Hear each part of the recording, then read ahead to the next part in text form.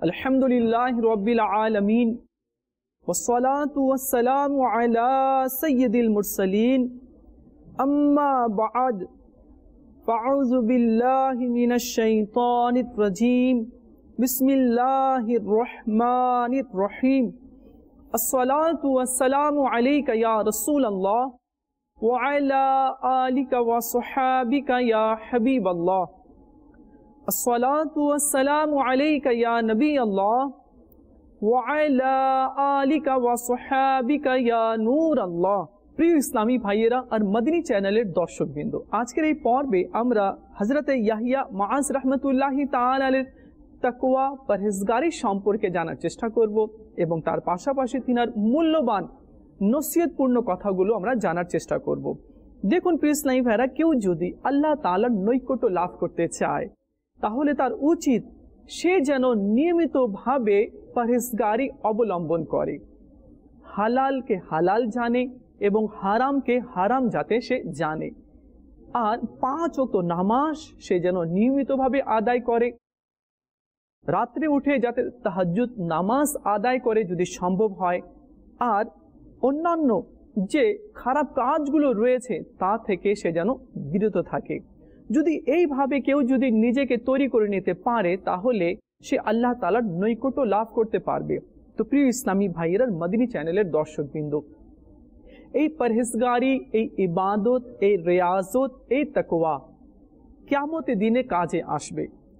এই ইবাদত রিয়াজত কবরের মধ্যে কাজে আসবে আর আল্লাহ তাআলা তার উপরে দয়া করবেন। দেখুন, আমরা দুনিয়াতে এসেছি ইবাদত বন্দগি করার জন্য। কোরআনে মাজিদ ফুরকানে হামিদের মধ্যে আল্লাহ তাআলা ইরশাদ ফরমান, তার অনুবাদ কিছুটা এমন कि आमी जिन एवं मानव जाति के निजेर इबादतेर जोन्नो सृष्टि करेछि। तो आमरा दुनियाते एसे कि काज करछि? आज आमादेर द्वारा भालोभाबे नामाजो आदाय हय ना। यदिओ आमरा नामाजेर दाঁড়াই तो आमादेर खेयाल दुनियार दिके चले जाए। तो प्रथमत प्रिय इस्लामी भाइरा और मदनी चैनेलेर दर्शकबृंद, आमादेरके निजेर मन निजेर आमल के ठीक करते हबे। और एई कथार एई मानेও नয় कि नामाजे मन बसছে না বিদায় नामाज পড়বো না। এটা কিন্তু শয়তানি ওয়াসওয়াসা আর শয়তানি এটা ধোঁকা রয়েছে। যদিও নামাজে মন না বসে তারপরেও নামাজ পড়তে হবে।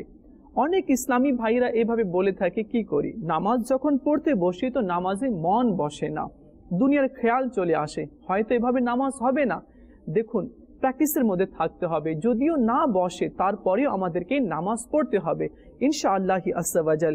এর সাথে সাথে ধীরে ধীরে ইনশাআল্লাহ নামাজের মধ্যে মন বসেই যাবে। তো এই কুমন্ত্রণা, কুধারণা থেকে আমাদেরকে বাঁচা উচিত। আল্লাহ তাআলা আমাদেরকে বেশি পরিমাণে নেক আমল করার তৌফিক দান করুক। আসুন মূল পর্বে যাবার পূর্বে আমরা দরুদ শরীফের একটি ফজিলত শ্রবণ করে নিই। প্রিয় ইসলামী ভাইরা আর মদিনী চ্যানেলের দর্শকবৃন্দ, দরুদ শরীফ পড়ার অসংখ্য ফজিলত ও বরকত রয়েছে। সাহাবিয়ে মুস্তাফা হযরতে সৈয়দনা জাবির রাদিয়াল্লাহু তাআলা আনহুর সম্মানিত পিতা হযরতে সৈয়দনা সামুরা সুয়াই রাদিয়াল্লাহু তাআলা আনহু বর্ণনা করেন कि আমরা সরকারে নামদার হুজুর মুস্তাফা সাল্লাল্লাহু তাআলা আলাইহি ওয়া আলিহি ওয়াসাল্লামের দরবারে উপস্থিত ছিলাম।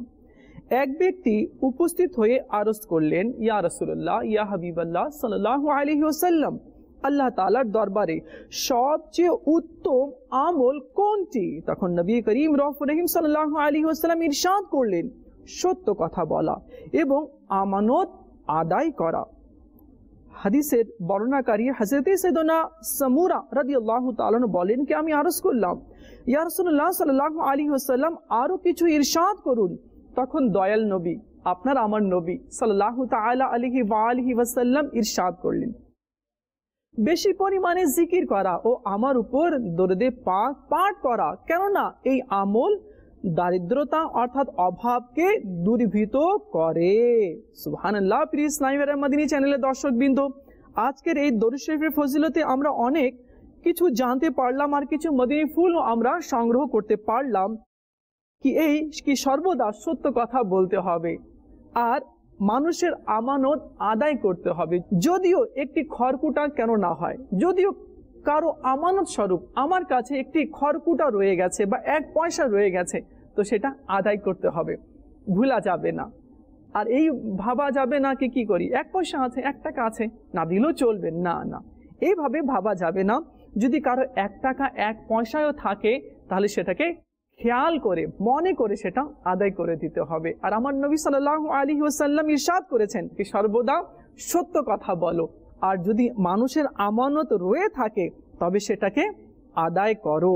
আল্লাহ তাআলা আমাদেরকেও আমানত আদায় করার তৌফিক দান করুক, আমিন। সাল্লু আলাল হাবিব সাল্লাল্লাহু তাআলা আলা মুহাম্মদ সাল্লাল্লাহু আলাইহি ওয়াসাল্লাম। হযরতে ইয়াহইয়া মাস রাহমাতুল্লাহি তাআলা আলাইহি সূক্ষ্ম ভেদ উদ্ঘাটনে শ্রেষ্ঠ ব্যক্তি ছিলেন।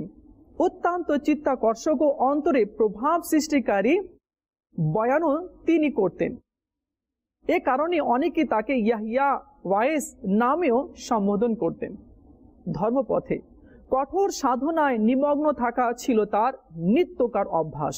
দর্শন ও তত্ত্বজ্ঞানের ক্ষেত্রে তার কোনো জুড়ি ছিল না। এছাড়া তিনি অত্যন্ত সরল ও পবিত্র হৃদয়ের অধিকারী ছিলেন। গ্রন্থ রচনায় যোগ্যতার পরিচয় দিয়ে তিনি তার মর্যাদা অধিকতর বর্ধিত করেছিলেন। একবার পরবর্তীকালের বিশিষ্ট সাধকের এক জলসায় কিছু লোক তাদের নিকট জিজ্ঞেস করল, দেখুন আমরা নবী জাকারিয়া আলাইহিস সালাম ও নবী ইয়াহইয়া আলাইহিস সালামের জীবন ঘটনা তো কিছু কিছু জানি, কিন্তু শেষ জামানার মহানবী হযরত রাসূল করিম সাল্লাল্লাহু তাআলা আলাইহি ওয়া আলিহি ওয়াসাল্লামের শ্রেষ্ঠ উম্মত ওয়ালিদের গৌরব হযরত ইয়াহইয়া মাস রাহমাতুল্লাহি তাআলার সম্পর্কে কিছুই জানি না, আপনারা তার সম্পর্কে কিছু বলুন। তখন তারা বললেন, আমরা তার সম্পর্কে যতদূর জানি বাল্যবধি কোনো দিন তিনি একটি কবিরা গুনাহ করেননি, আর সাধনার ক্ষেত্রে তিনি এত বেশি পরিশ্রম করতেন যে এদিক থেকে সে যুগে অন্য কেউ তার সমতুল্য ছিল না। তো প্রিয় ইসলামী ভাইয়েরা, মদিনী চ্যানেলের দর্শকবৃন্দ, আমরা জানলাম কি হযরতে ইয়াহইয়া মাস রাহমাতুল্লাহি তাআলা আলাইহি বাল্যকাল থেকেই যৌবনে আসা পর্যন্ত এবং মৃত্যুর আগ পর্যন্ত তিনি কোনো কবিরা গুনাহ করেননি, আর ছোট্টবেলা থেকেই তিনি ইবাদত বন্দেগী করতেন। এখান থেকে আমরা কিছু মদিনী ফুল পেলাম কি দেখা যায় কি আমাদের মসজিদের মধ্যে ছোট ছোট বাচ্চারা আসে নামাজ পড়তে, বা আপনার ঘরের মধ্যে দেখা যায় কি ছোট বাচ্চা মসজিদে যেতে চায় নামাজ পড়তে, তো আপনি তাকে উৎসাহ করুন, তাকে উৎসাহ আরো বেশি দিন, তাকে সাহস দিন কি যাতে করে সে আরো মসজিদে গিয়ে নামাজ পড়তে পারে। অনেক বাচ্চা দেখা যায় কি মসজিদের দিকে ধাবিত হয়, ভালো কাজ করে, কোরআনে মজিদ ফুরকানে হামিদের তেলাওয়াত করে, তাহলে পরিবারের লোকদের উচিত যাতে তাকে অ্যাপ্রিসিয়েট করা, যাতে করে তার এই আমলটা যাতে আরো বাড়তে থাকে। তো প্রিয় ইসলামী ভাইয়ের মদিনী চ্যানেল দর্শকবৃন্দ, আমাদের মসজিদে যদি কোনো বাচ্চা যদি নামাজ পড়তে আসে বা কোনো যুবক আসে, তো তাকে আরো সাহস দেওয়া দরকার আর তার প্রশংসাও করা দরকার। আল্লাহ তাআলা আমাদেরকেও নেক আমল করার আর নিজের বাচ্চাদেরকে মসজিদমুখী করার তৌফিক দান করুক। কেননা শেখ তরিকাত আমির সুন্নাত দামাত বরকাতুহুল আলিয়া বলেন যে আমার উদ্দেশ্য হচ্ছে কি মসজিদ যাতে ভরে যায় মুসল্লি দ্বারা, আর সবাই যাতে মসজিদমুখী হয়ে যায়। তো প্রিয় ইসলামী ভাইয়েরা, আসুন আমরা নিয়ত করে নিই কি এখন থেকে আমরা নিয়মিতভাবে মসজিদে গিয়ে 5 ওয়াক্ত নামাজ আদায় করব। একবার হযরত ইয়াহইয়া মাস রাহমাতুল্লাহি তাআলা আলাইহি এর শিষ্যবর্গ আরজ করলো, হুজুর আল্লাহর অফুরন্ত রহমতের আশায় অটল থাকা, কঠোর আযাবের ভয়ে অস্থির হওয়া সম্পর্কে অনুগ্রহ করে কিছু বলুন। শিষ্যবর্গের অনুরোধের জবাবে তিনি বলেন, প্রিয় বৎস, তোমরা স্মরণ রেখো উল্লেখিত দুটো কাজে ইমানের রক্ষণ, অতএব ওর কোনো একটিকে পরিত্যাগ করলে ইমানের মজবুতি থাকে না। আসলে কিন্তু দুটো কাজ সম্পর্কের মধ্যে সংগতিপূর্ণ, কেননা রহমতের প্রতি দৃঢ় আশাবাদীও আল্লাহ রহমত লাভের আশায় তার ইবাদত করে। পক্ষান্তরে আযাবের ভয়ে ভীতু ব্যক্তিগণও আল্লাহ পাকের কঠোর আযাব থেকে পরিত্রাণের আশায় তার ইবাদত করে। অন্যথায় একজন ইবাদত করে আল্লাহর সাথে বিচ্ছেদের আশঙ্কায়, তার অন্যজন ইবাদত করে আল্লাহর সাথে মিলনের আশায়।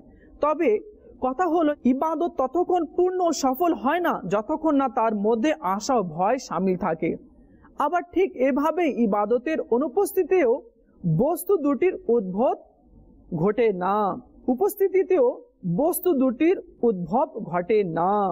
তো প্রিয় ইসলামী ভাইরা, মদিনী চ্যানেলের দর্শকবৃন্দ অনেকেই আল্লাহর ভয়ে ইবাদত বন্দগি করে, এটাও ঠিক আছে, আল্লাহর ভয় নিয়ে তো ইবাদত করতে হবে। আর যার অন্তরের মধ্যে আল্লাহর ভয় থাকবে, আল্লাহ তাআলা তাকে সঠিক পথ দেখিয়ে দিবে। দেখুন, এখান থেকে আমরা কিছু মদিনী ফুল এভাবে সংগ্রহ করতে পারি যে আমরা যখন বাইরে বের হই ঘর থেকে, তখন এমন কোনো অপছন্দনীয় আমরা কাজ করি না যাতে লোকেরা দেখে অসন্তুষ্ট হয়। আমরা মানুষকে এড়িয়ে চলি যাতে করে আমার কোনো দোষ ত্রুটি মানুষের কাছে প্রকাশ না পায়। কি যদি দোষ ত্রুটি প্রকাশ পায় তাহলে মানুষ কি বলবে, আমাকে মন্দ বলবে, হয়তো কেউ আমার সাথে সাক্ষাৎ করতে আসবে না। তো এই জন্য আমরা এইভাবে করে এড়িয়ে চলি কি যাতে করে আমার কোনো ক্ষুদ্র দোষ ত্রুটি মানুষের মাঝে প্রকাশ না পায়।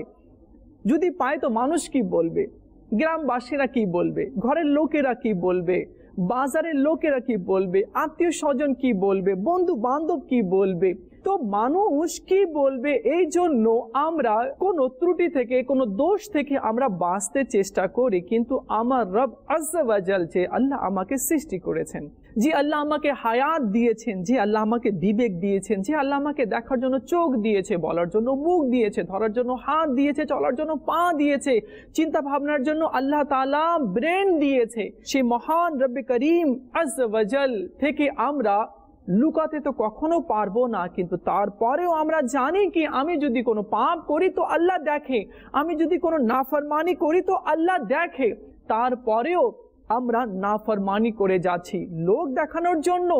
আমরা গুনাহ থেকে তো বেঁচে যাই, কিন্তু লুকে লুকে যে গুনাহ করছি আমার রব দেখছে, কিরামান কাতিবিন দেখছে।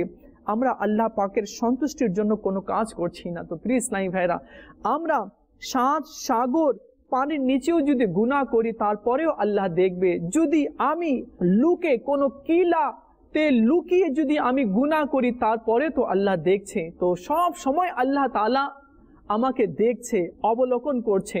তো আল্লাহ থেকে ভয় করা উচিত। প্রকৃত ইবাদতকারী সেই ব্যক্তি আছে, প্রকৃত মুমিন সেই ব্যক্তি যে আল্লাহকে ভয় করে আর যার অন্তরে আল্লাহর ভয় থাকে। দেখুন, যে আল্লাহকে ভয় করে তো সমস্ত মখলুক সেই ব্যক্তিকে ভয় করে, আর যে আল্লাহকে ভয় করে না তো সেই ব্যক্তি সবাইকে ভয় করে। আল্লাহ তাআলা আমাদেরকে সত্যিকারে ভয় দান করে দিক, যাতে করে আমাদের জীবন অতিবাহিত করতে সহজ হয়ে যায়। আমরা আগেই শুনেছি যে আল্লাহকে ভয় করবে, যার অন্তরে আল্লাহর ভয় থাকবে, আল্লাহ তাআলা তাকে সঠিক পথ দেখিয়ে দিবে। কথিত আছে একবার হযরত ইয়াহিয়া রাহমাতুল্লাহি তাআলা আলাইহি তার এক বন্ধুকে এই মর্মে একখানা চিঠি লিখলেন যে, মনে রেখো, এ দুনিয়া স্বপ্ন সদৃশ্য এবং আখিরাত জাগ্রতের মতো। যে ব্যক্তি স্বপ্নে দেখবে যে রোদন করছে, তার অর্থ হলো সে জাগ্রত অবস্থায় হাসবে ও বেশি খুশি হবে। কাজেই তোমার স্বপ্ন জগতে বেশি ক্রন্দন করা চাই, তাহলেই বাস্তব জীবনে বেশি করে হাসবে এবং সন্তুষ্ট হতে পারবে। অর্থাৎ স্বপ্ন জগৎ তথা দুনিয়াতে যারা বেশি হাসবে, বাস্তব জগৎ তথা পরকালে তারা বেশি কাঁদবে। আর দুনিয়াতে যারা বেশি কাঁদবে, পরকালে তাদের বেশি হাস্য করা নসিব হবে। কথিত আছে একদা হযরত ইয়াহিয়া মাআজ রাহমাতুল্লাহি তাআলা তার এক ভাইকে সঙ্গে করে একটি সুন্দর গ্রামের ভ্রমণ করলেন। ভাই সে গ্রামের দৃশ্য পরিবেশ দেখে বললেন, বড় সুন্দর এই স্থানটি। ভাইয়ের কথা শুনে হযরত ইয়াহিয়া মাআজ রাহমাতুল্লাহি তাআলা আলাইহি বললেন, শুনো, এই গ্রাম অপেক্ষা সুন্দর সেই অন্তঃকরণ যা আল্লাহর শরণে ব্যাপৃত থেকে এই গ্রামের শোভা সৌন্দর্যের প্রতি দৃষ্টিপাত না করে। সুবহানাল্লাহ, সুবহানাল্লাহ। সেই অন্তঃকরণ কত সুন্দর রয়েছে, যে অন্তঃকরণে আল্লাহ তাআলার ভয় রয়েছে, তার প্রেম রয়েছে, তার ভালোবাসা রয়েছে। হযরত ইয়াহিয়া মাআজ রাহমাতুল্লাহি তাআলা আলাইহি সচক্ষে একটি প্রদীপ হঠাৎ নির্বাপিত হতে দেখে তিনি এই ভয়ে কাঁদতে লাগলেন, হায় অলসতা ও পাপের কারণে যে আমার তৌহিদ, বিশ্বাস ও ঈমানের জ্যোতি এভাবে সহসা বিলীন হয়ে না যায়। আল্লাহ আল্লাহ। ইয়াহিয়া মাআজ রাহমাতুল্লাহি তাআলা আলাইহি এক প্রদীপ দেখেও তিনি শিক্ষা অর্জন করছেন, নসিহত অর্জন করছেন। আজ আমাদের সামনে হাজারো নসিহত রয়েছে, তারপরেও আমরা নসিহত নিচ্ছি না, গ্রহণ করছি না। আমাদের সামনে মানুষের জানাজা যাচ্ছে, আমরা বলি হার্ট অ্যাটাক করেছে, অসুস্থ হয়ে পড়েছিল, যার কারণে সে মারা গিয়েছে। মৃত্যু দেখেও আমরা নসিহত গ্রহণ করি না। কি আমার কি হার্ট অ্যাটাক হতে পারে না? আমি কি অসুস্থ হতে পারি না? হ্যাঁ, আমাকে একদিন মরতে হবে, অন্ধকার কবরে যেতে হবে। আজ আমরা অনেক নসিহতপূর্ণ জিনিস দেখি, দেখার পরেও আমরা তা থেকে শিক্ষা অর্জন করি না। এটা তো তার জন্য ছিল, এটা তার জন্য ছিল, আরে একদিন আমার সাথেও এরূপ হবে, আমি কি কখনো চিন্তা ভাবনা করেছি? কখনো করিনি। আমরা এইভাবে জীবন অতিবাহিত করছি, মনে হয় কখনো মরবই না, আমাদের মৃত্যু কখনো আসবেই না। আমরা এইভাবে জীবন অতিবাহিত করছি। আর আল্লাহর ওয়ালিগণ তারা সব সময় এই চিন্তা নিয়ে থাকতেন কি আমাকে মরে যেতে হবে। যখন তারা ঘুমাতেন তো ভাবতেন এই যে ঘুমাচ্ছি, হয়তো আর আমি জাগ্রত হতে পারবো না। যখন তিনারা সকাল করতেন তো তিনারা ভাবতেন কি এটাই মনে হয় আমার শেষ দিন। আর আজ আমাদের কি অবস্থা রয়েছে? প্রতিদিন আমরা স্বপ্নের মধ্যে বড় বড় অট্টালিকা আমরা গড়ে তুলি, নানান ধরনের প্রত্যেক দিন এক একটি স্বপ্ন আমরা গড়ার চেষ্টা করি, এই কাজ করব, এটা করব, এটা হবে, এটা হবে। কিন্তু কবর যে আমার ভালো হবে কিনা, আমার আখিরাত ভালো হবে কিনা, এই নিয়ে আমরা কখনো চিন্তা ভাবনা করি না। আল্লাহর ওয়ালিগণের যে আজকে আমরা এইভাবে করে আলোচনা করছি, এর উদ্দেশ্য এটাই আছে যাতে করে উনাদের জীবনী থেকে আমরা কিছু নসিহত নিতে পারি। একদা এক ব্যক্তি হযরত ইয়াহিয়া মাস রাহমাতুল্লাহি তাআলার সম্মুখে বললেন, মালাকুল মত এই বিশ্ব সংসারের মূল্যই একেবারে বিনষ্ট করে দিয়েছে। তিনি এ কথা শুনে বললেন, না তা নয়, বরং যদি মালাকুল মত না হতো তাহলে বিশ্ব সংসারের মূল্য একখানা কড়িও হতো না। মালাকুল মত সবার মৃত্যু ঘটান সত্য, কিন্তু মৃত্যু এমন একটি পুল সদৃশ্য যা পেরিয়ে বন্ধুর কাছে উপনীত হয়, অর্থাৎ আল্লাহর সাথে মিলিয়ে দেয়। আল্লাহর সাথে মিলিত সেই ব্যক্তিই হয় যার ইবাদত ভালো, যার তাকওয়া ভালো, যার রিয়াজত ভালো, যার দেখা ভালো, যার ধরা ভালো, যার চলা ভালো, তার চিন্তা ভাবনা ভালো, সেই মৃত্যুর পরে আল্লাহর সাথে মিলিত হয়। তো আসুন না প্রিয় ইসলামী ভাইরা, যে আল্লাহ এত সুন্দর কায়নাত সৃষ্টি করেছে, যে আল্লাহ এত সুন্দর জান্নাত সৃষ্টি করেছে, যে আল্লাহ এত সুন্দর আপনাকে আমাকে রূপ দিয়েছে, আল্লাহ তাআলা আমাদেরকেও ভালো আমল করার তৌফিক দান করুক। আর মরার পরে আল্লাহ তাআলার দিদার করার আল্লাহ আমাদেরকে তৌফিক দান করুক। প্রিয় ইসলামী ভাইরা, আসুন আমরা ইয়াহিয়া মাস রাহমাতুল্লাহি তাআলার উপদেশপূর্ণ কিছু কথা শ্রবণ করি। হযরত ইয়াহিয়া মাস রাহমাতুল্লাহি তাআলা বলেন, আল্লাহর প্রতি সুধারণা রাখা মানুষের যে কোনো ধারণা থেকে উত্তম। সুধারণা সৃষ্টি হয়ে থাকে নেক কাজের মাধ্যমে। সর্বাধিক ক্ষতিগ্রস্ত সেই ব্যক্তি বৃথা ও মন্দ কাজে যার সময় ব্যয়িত হয় এবং যে স্বীয় অঙ্গ প্রত্যঙ্গগুলোকে ধ্বংসের দিকে ঠেলে দেয়। এমন লোকেরা প্রাণ ত্যাগ করবে কিন্তু পাপ থেকে বিরত হওয়ার সুযোগ নসিব হবে না। দুনিয়াতে রাশি রাশি নসিহত রয়েছে, কিন্তু যে নসিহত গ্রহণ করে না তার জন্য দুনিয়াতে একটি নসিহতও নেই। তিন ধরনের লোক থেকে নিজেকে রক্ষা করা চাই। নাম্বার 1, উদাসীন আলেম। 2, অলসকারী। 3, জাহেল দরবেশ। ওলিদের মাঝে 3টি মহৎ গুণ বিদ্যমান। 1, সর্বাধিক আল্লাহর উপর নির্ভর করা। নাম্বার 2, যে কোনো ব্যক্তি ও বস্তুর প্রতি অমুখাপেক্ষী হওয়া। 3, যে কোনো কিছুকেই আল্লাহর তরফ থেকে বলে মনে করা। যে আল্লাহর সাথে বন্ধুত্ব স্থাপন করে সে নফসের সাথে শত্রুতা পোষণ করে।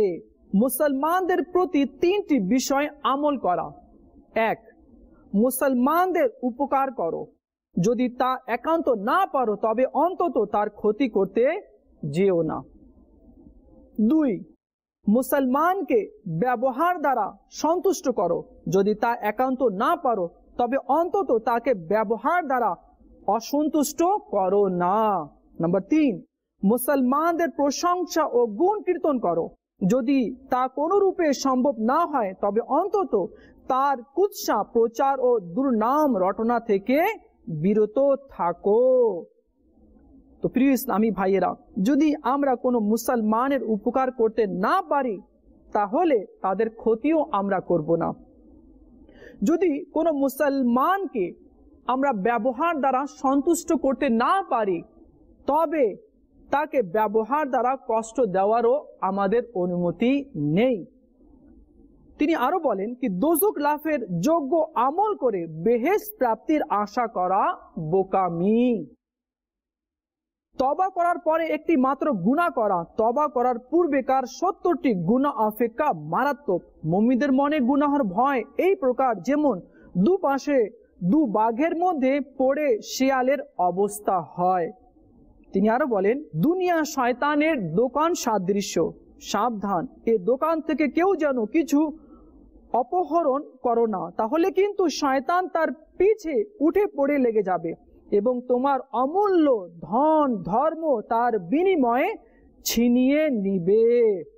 দুনিয়া শয়তানের এক শরাবখানা, যে এই দুনিয়াবি শরাব পানে বিভোর হবে, পরকালে তাকে চেতন করে তোলার জন্যই আযাবের প্রয়োজন হবে। দুনিয়া শয়তানের এক শরাবখানা, যে এই দুনিয়াবি শরাব পানে বিভোর হবে, পরকালে তাকে চেতন করে তোলার জন্যই আযাবের প্রয়োজন হবে। দুনিয়া এক নববধূর মতো, যারা তাকে মনের মতো ভোগ করতে চায় তারা তাকে নানানভাবে সাজিয়ে তার রূপ ও সৌন্দর্য বৃদ্ধি করে লয়, কিন্তু যাদের নিকট এ বধূ অপছন্দনীয় তারা রাগে ও বিরক্তিতে এর চুল উপড়ে ফেলে ও মুখে চুন কালি মেখে দেয়। দুনিয়া মানুষের জন্য এমনই এক নিকৃষ্ট বস্তু যে তার প্রতি বাসনা করলেই তা আল্লাহ থেকে দূর করে দেয়। এখন চিন্তার বিষয় নয় কি যে দুনিয়া হাসিল করলে কি অবস্থা দাঁড়াতে পারে। 3 প্রকার লোকেই প্রকৃত বুদ্ধিমান: 1 সংসার ত্যাগী, 2 মৃত্যুর পূর্বেই কবরে সামান সঞ্চয়কারী, 3 আল্লাহর সাথে মিলনের পূর্বেই তাকে সন্তুষ্টকারী। সুবহানাল্লাহ। এই যুগে মানুষের সম্মুখে 2টি বড় বিপদ দেখা যায়। পূর্বে যুগের লোকগণ তা কল্পনাও করেনি, যেহেতু তারা সম্পদ সঞ্চয় করায় অভ্যস্ত ছিল না। 1 এখন মানুষ না খেয়ে না পরেও ধন সম্পদ সঞ্চয় করে, কিন্তু তা মৃত্যুকালে অন্যর হাতে চলে যায়। 2 অথচ এই সম্পদের হিসাব কিন্তু সঞ্চয়কারীকেই প্রদান করতে হবে।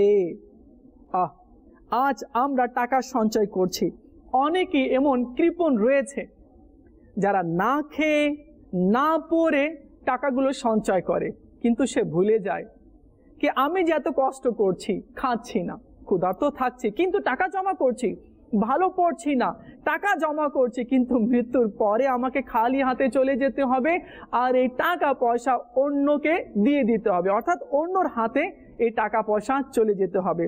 প্রিয় ইসলামী ভাইয়েরা, মদিনী চ্যানেলের দর্শক বিন্দু, হযরতে ইয়াহিয়া মাআস রাহমাতুল্লাহি তাআলা আলাইহি আরো বলেন, সম্পদ হলো সাপ ও বিচ্ছুর ন্যায়, মন্ত্র না শিখা পর্যন্ত ওই সাপ বা বিচ্ছুর দেহে হাত দিও না, কেননা তাতে প্রাণ নাশের পূর্ণ সম্ভাবনা রয়েছে। তিনি বলেন, ধন সম্পদ হালাল ভাবে উপার্জন করা ও উহা সৎ পথে ব্যয় করা হলো তার মন্ত্র।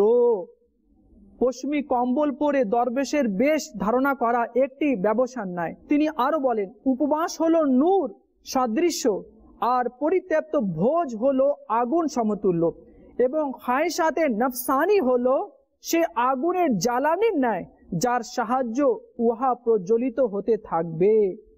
তিনি আরো বলেন, সাধকের অন্তর 4টি স্থানে যে কোনো একটি স্থানে শান্তি লাভ করে। 1 গৃহের নির্জন কোণে, 2 মসজিদে, 3 কবরস্থানে, 4 এমন নির্জন স্থান যেখানে লোক যাতায়াত করে না। ধৈর্যশীলদের প্রকৃত পরিচয় পাওয়া যায় আপদ বিপদ কালে।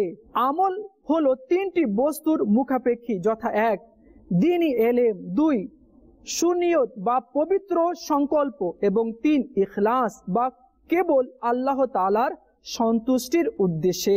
প্রিয় ইসলামী ভাইরা, আমরা যা আমল করব তা শুধু আল্লাহ তাআলার রিজামন্দির জন্য, তাকে পাওয়ার জন্য, তাকে সন্তুষ্ট করার জন্য, লোক দেখানোর জন্য নয়। কেননা যদি আমরা লোক দেখানোর জন্য আমল করি তাহলে লোক আমাদেরকে নেকি দিবে না, জাযা দিবে না, জাযা পুরস্কার দিবে আল্লাহ তাআলা।